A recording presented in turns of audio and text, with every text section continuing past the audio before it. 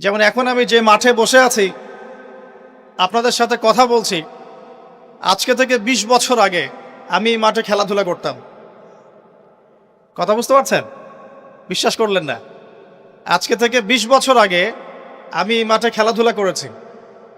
এমনকি একদিন আমার বাবা আমাকে বলেছিলেন, এবং আমি খেলাধুলা খুব পছন্দ করতাম, এবং আপনারা জানেন যে আমি খেলাধুলার সাথে ছিলাম, অনেক দূর পর্যন্ত খেলেছি আলহামদুলিল্লাহ। তো আমার বাবা আমাকে বলছিলেন যে খেলাধুলা করতে যেতে ইচ্ছা করছে। আমি বললাম যে হ্যাঁ। তো আমার মনে আছে ঠিক ওই যে ছেলেগুলো যেখানে দাঁড়িয়ে আছে ওই জায়গাটাতে আমি খেলছিলাম। আমার ব্যাচমেট যারা আছেন এখানে উপস্থিত হয়তো তারা জানবেন বিষয়টা।